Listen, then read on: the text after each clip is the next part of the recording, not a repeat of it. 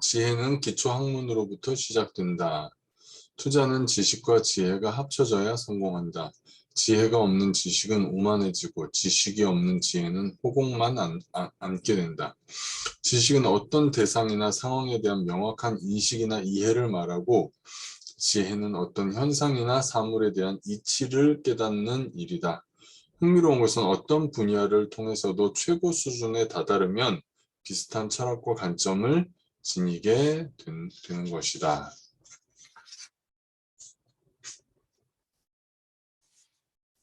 지혜라는 성수를 담아서 오려면 그릇을 가지고 가야 한다. 영어와 수학 같은 학문이 지혜를 얻는 데 무슨 도움이 될 수 있냐 물을 수 있지만 다른 언어를 하나 배우는 것은 다른 문화를 통째로 내 안에 가져오는 것이다. 수학을 배우는 것은 인간 사회의 가치 체계를 누구나 인정할 수 있는 형태로 이해하게 해준다. 기초학문을 배우는 것은 지루하고 괴로운 일이다. 무조건 외워야 하는 경우가 많기 때문이다. 그러나 이런 무조건적인 암기를 건너뛰고는 지혜를 얻을 방법이 없다. 모든 지혜는 언어와 문자로 표현하고 설명해야 하기 때문이다. 투자의 대가가 되기 위해서는 언어와 수학을 누구보다도 잘해야 한다. 그래야 세상과 사업을 해석할 줄 알기 때문이다. 위대한 철학자는 생각의 각성에서만 출현하는 것이 아니라 지독하고 지루한 공부와 몸의 움직임 끝에서 탄생한다고 믿는다. 부자가 되기 위해 우선 당장 할 수 있는 일 한 가지. 집안에 있는 모든 물건을 꺼내서 하나하나 필요한 것과 전혀 쓰지 않는 것, 설레는 물건과 그렇지 않은 것을 정리정돈해라. 몸에만 때가 있는 것이 아니다. 이것은 삶의 때다. 이 때를 벗겨내지 않으면 올바른 부는 나를 찾아왔다가도 다시 돌아가 버린다. 팔꿈치와 목 뒤에 때가 낀 남자와 연애하고 싶은 여자는 없다. 이 작은 행동이 나비 효과처럼 물건을 대하는 태도를 바꾸고 세상을 보는 눈을 바꾸며 돈을 제대로 사용할 줄 아는 사람으로 변하게 할 수 있다. 함부로 물건을 사는 일이 줄어들 것이고 사온 물건들은 제 집에 제대로 자리 잡게 되며 어떤 물건을 찾느라고 이리저리 시간을 쓰거나 못 찾아서 다시 사는 일도 없어진다. 가족 간에 다투고 싸우는 일도 줄어든다. 부엌이나 옷장, 차고나 화장실도 치우고 지갑이나 차 트렁크, 컴퓨터 파일도 동일한 방법으로 정리를 하길 바란다. 현재 임차료를 내는 사람들의 숨은 가치. 만약에 상권에 크게 영향을 받지 않고 맛집을 운영하거나 업체의 소비자 호응도가 높아서 고객이 매장을 찾아오는 정도의 집객 능력을 가진 식당 경영자라면 이 사람은 음식을 팔아서 버는 돈보다 트래픽 증가에서 나오는 수입이 훨씬 더 클 수 있다. 본인의 능력으로 건물과 상권의 고객 트래픽을 증가시켜 발생한 건물 가격 상승과 임대료 상승을 오히려 건물주에게 지불하는 것이다. 현재 시장 임차료를 낼 수 있는 정도의 상가라면 사서 들어간다. 우리가 발생시키는 트래픽 자산을 상가 건물주에게 빼앗길 이유가 없기 때문이다.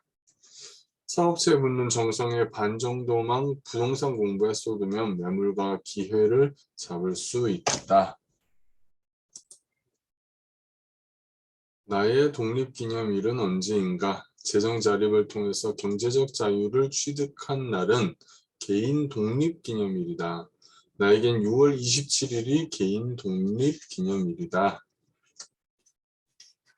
내가 아직 독립하지 않았다면 모든 소득은 자산을 만드는 데 사용해야 한다. 그날을 앞당기기 위해서는 5년, 5개년, 10개년, 20개년 자산 운용 정책을 만들고 투자를 진행하여 기필코 내 세대에서 이 가난의 꼬리를 끊어내겠다는 각오가 있어야 한다. 자녀들도 집안의 그런 문화를 통해서 자신들도 성장해서 부모로부터 벗어나는 광복절과 독립기념일을 스스로 만들도록 가르칠 수 있다. 오늘 다루는 4가지 능력. 경제활동을 하는 모든 사람은 돈에 있어서 4가지 능력에 따라 자산이 늘어난다. 첫 번째는 돈을 버는 능력, 두 번째는 모으는 능력, 세 번째는 유지하는 능력, 네 번째는 쓰는 능력으로 나눠진다. 부를 유지하려면 이 네 가지 능력을 모두 갖추고 있어야 한다. 이 능력은 각기 다른 능력이다. 그러니 각기 다른 방식으로 배워야 한다. 돈을 버는 능력은 우리 쉽게 눈에 보인다. 이 능력은 밖으로 드러나 보이기 때문이다. 진취적인 사람, 사업에 능통하고 세일즈를 잘하는 유능한 사람, 또 전문적 직업을 가진 성실하고 똑똑한 사람, 사업가들, 이런 사람들이 돈을 버는 능력을 가진 사람이다. 돈을 모으는 능력은 돈을 모으려면 자산의 균형을 맞추고 세밀한 지출 관리 능력이 있어야 한다. 영수증 처리, 물품 관리 같은 사소한 것부터 세율, 이자, 투자, 환율과 관련된 지식과 이해를 가져야 하고 재정 분리, 지출 관리에도 소홀함이 없어야 가능하다. 이뿐 아니라 돈을 대하는 태도 자체가 올곧아야 한다. 작은 돈을 함부로 하면 주변이 그를 따라서 돈을 함부로 하고 마땅히 풀어야 할 때 큰 돈을 풀지 않아서 주위의 사람이 떠난다. 그리고 사람이 떠날 때는 돈도 갖고 떠난다. 돈을 유지하는 능력은 돈을 벌 줄 아는 사람이 돈을 모으는 능력을 얻은 후에 모아놓은 재산을 지키기 위해서 반드시 필요한 능력이다. 성을 공격하는 것보다 지키는 것이 더 힘든 것과 같은 이치인데 자산가라는 이유로 대우도 받고 이름도 알려져서 사치와 허영이 문 밖에 항상 대기하고 있다. 자신과 걸맞은 집, 차, 음식, 친구, 명품을 찾기 시작하고 금융, 정치, 경제를 보는 눈도 일반인들과 다르다고 생각하기 시작하고 선생을 구하지 않고 스스로 선생이 되거나 어른 행세를 시작하기 딱 좋은 때다. 자산이 허물어지는 순간은 한순간이다. 집 짓는데 3년 걸려도 집 허는 데는 하루면은 족하기 때문이다. 자산을 가진 사람이 자산을 유지 못하는 가장 큰 이유는 올바르게 투자돼 있어야 할 자산을 관리하지 못한 이유 탓이다. 마지막으로 돈을 쓰는 능력은 고도의 정치 기술과 같다. 검소하되 인색하면 안 된다.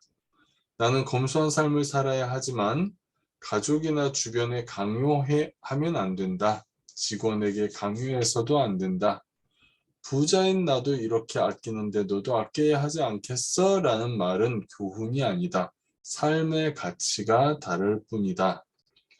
남의 돈을 존중할 줄 아는 사람에겐 밥값 몇 번 더 내줘도 되지만 당연시 여기는 사람들까지 챙기면 내 돈이 나를 욕한다. 돈을 잘 쓰는 능력을 배우려면 욕도 먹을 줄 알아야 한다. 내 돈에게 욕먹는 것보단 낫다. 내 돈이 날 욕하면 떠날 수 있기 때문이다. 즉, 이 네 가지 능력이 각기 다른 능력임을 이해하고 각각 배우려고 노력해야 한다. 이 중에 하나라도 소홀히 하면 오래 부자로 잘 살 수 없다.